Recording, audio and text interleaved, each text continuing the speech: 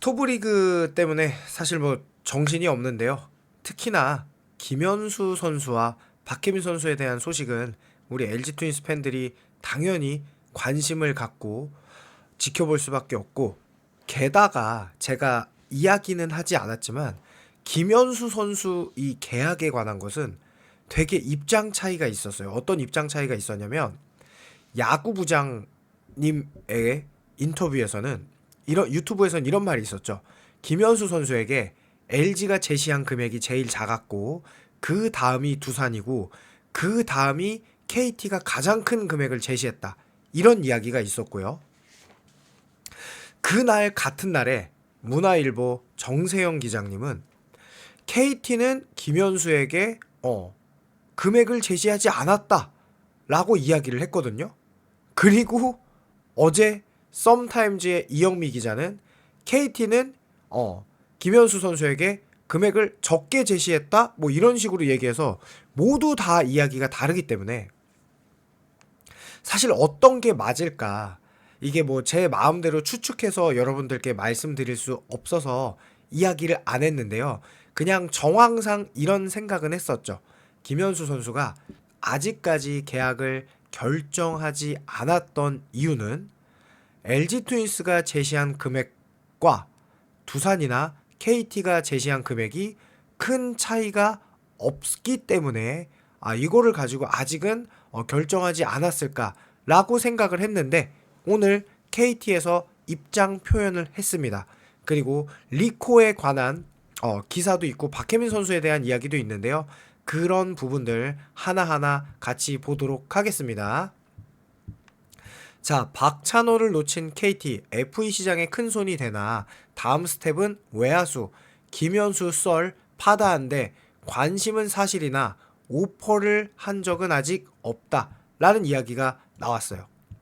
자, 일단 두산은 18일 내야수 박찬호와 4년 최대 80억 원으로 공식 계약했어요. 물론 무려 계약금이 50억 원이죠. 이 계약금이 높다는 거는 굉장히 큰 건데요. 왜냐하면은 선수에게 일단 50억을 먼저 주고 시작하는 거예요. 이 연봉이라는 거는 7억이면은 뭐 다달이 주는데, 계약금 50억을 그냥 일시불로 먼저 주는 거거든요. 그래서 KT도 박찬호를 노렸고 똑같은 규모, 그러니까 똑같이 80억 원을 줬다는 건 이제 여러 매체에서 나오고 있더라고요. 근데 이 돈을 주는 방식과 뭐 옵션이 조금 달랐기 때문에 박찬호 선수가 아무래도 두산을 선택하지 않았나라는 생각이 많이 듭니다. 그러면서 KT는 뭐 시즌 내내 유격수로 골머리를 앓았고, 이제 뭐 유격수로 박찬호를 잡기 위해서 무려 80억을 베팅했지만 어쨌든 그 베팅에서 실패를 했고, 그 다음 목표는 이제 외야수예요. 우익수는 안현민으로 고정이지만 남은 두 자리 중견수와 좌익수에서 공수의 퀄리티를 끌어올려야 해요. 배정대 선수는 시즌 내내 부진과 부상에 시달렸고요. WAR이 음수였어요. 김민혁 선수 또한 고질적인 부상이 있어 풀타임을 소화하기 어렵고요. 유준규, 안치영은 더욱 기량을 갈고 닦아야 하는 상황이죠. 그래서 실제로 KT가 정말로 외야가 좋지 않아요. 그래서 김현수 선수가 관심을 받는 거는 뭐 이해가 가는 부분이었는데요. KT 관계자가 18일 마이데일리와의 통화에 외야수 관심이 있다고 밝혔다. KT는 외국인 선수와 센터라인 보강을 스토브리그 목표로 잡았다. 내야 최대어 박찬호가 빠진 만큼 자연스럽게 시선은 외야수로 돌아갔어요. KT 관계자는 김현수, 박혜민, 최원준 이런 선수들에게 다 관심이 있는 게 사실이다. 협상을 할 용의도 있다라고 말했어요. 그런데 최근 뭐 김현수가 KT로 이적한다는 썰이 돌고 있죠. KT가 상당한 금액을 오퍼했고, 이거는 이제 야구부장님이 그렇게 또 이야기를 하셨죠. 월요일에. 순서대로 LG의 제시 금액보다 두산이 더 많았고 그 두산보다 KT가 더 많은 금액을 제시했다 이렇게 말씀을 하셨는데, 확정까지 초일기에 들어섰다. 그런데 KT 관계자는 리코 스포츠 에이전시 이애랑 대표를 만나긴 했다. 만나서 관심을 보이긴 했다라고 하면서 김현수가 KT와 조율을 맞췄다는 말이 나오는데 거기까지는 아니다라고 부인을 했습니다. 제대로 협상 테이블을 펴지도 않았고 금액에 대한 오퍼도 없었다라고 이야기를 했어요. 이어 김현수가 다 된 것처럼 연락이 온다. 그게 아니라 조심스러운 부분이 있다라면서 당장 내일 발표하고 그런 상황은 아니다. 이야기가 끝난 상황이 아니다라고 설명을 했습니다. 자, 그래서 어제 김현수 선수 인터뷰에도 아직 갈 팀을 정하지 않았다라는 것도 이와 유사한 맥락에서 알 수 있었고요. 정세영 기자님도 내가 알아본 바로는 KT 담당자와 월요일 밤에 전화를 했었는데 그때는 KT가 김현수 선수에게 뭐 특별한 관심이 없었다 이렇게 얘기를 했거든요. 어떤 분이 야구부장님과 말이 너무 다른데요 라고 했더니 정세영 기자가 댓글로 제가 KT 관계자분과 직접 이야기를 방금 전화를 했었는데요 라고 이야기했는데 일단 요 기사로 확실하게 KT와 아직 김현수 선수는 금액에 대한 오퍼가 없었다는 걸 알 수 있습니다. 그래서 어쨌든 KT 같은 경우는 이제 발빠르게 움직이고 있고 뭐 이강철 감독에 대한 계약 마지막 해에 선물을 받게 될까 이렇게 얘기했고요.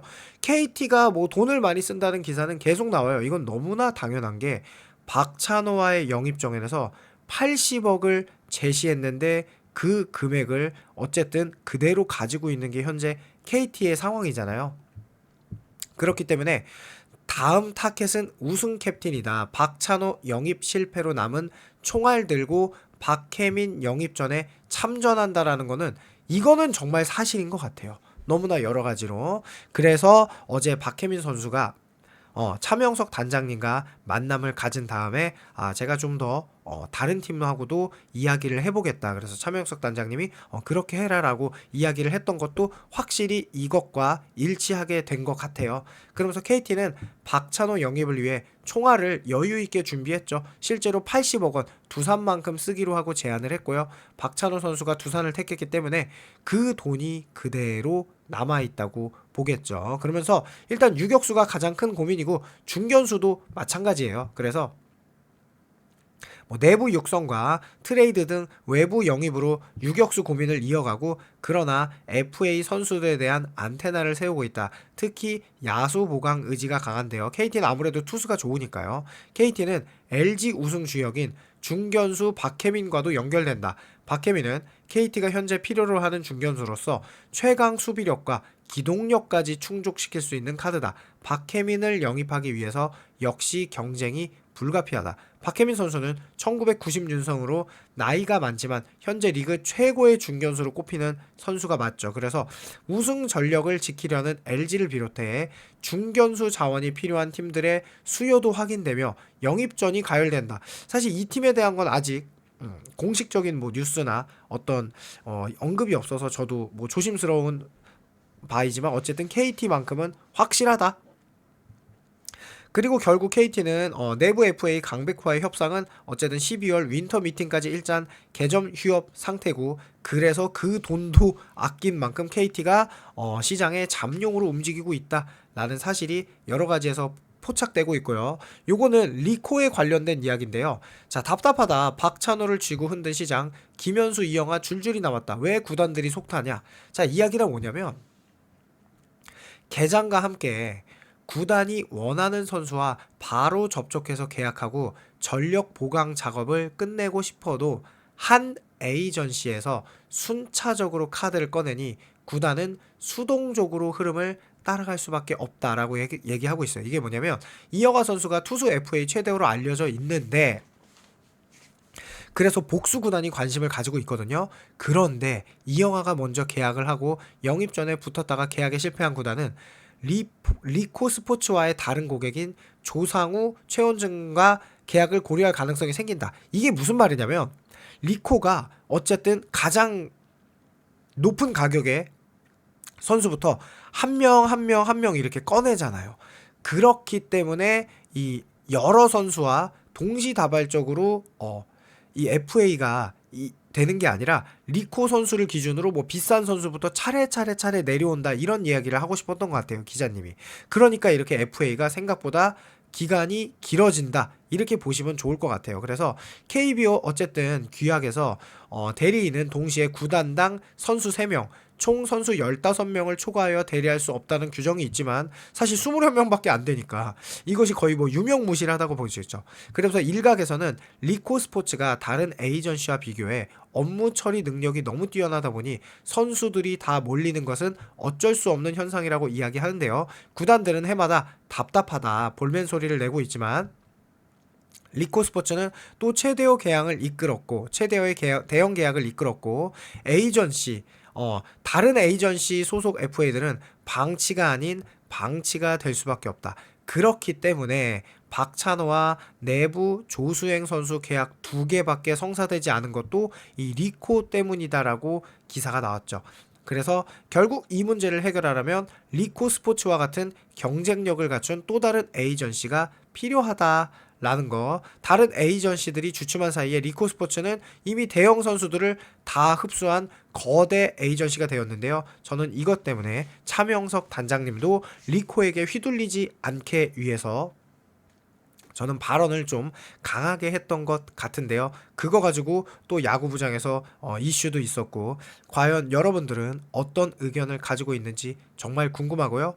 언제나 댓글로 많이 소통하고 있어서 감사하다는 말씀과 함께 제가 잠도 못 자면서 영상을 찍으니까 요 메가칩스나 요 떡볶이 한번 구입해 주시면은 제가 또 영상을 만드는데 많은 도움이 된다는 거 말씀드리면서 영상 마치겠습니다. 감사합니다.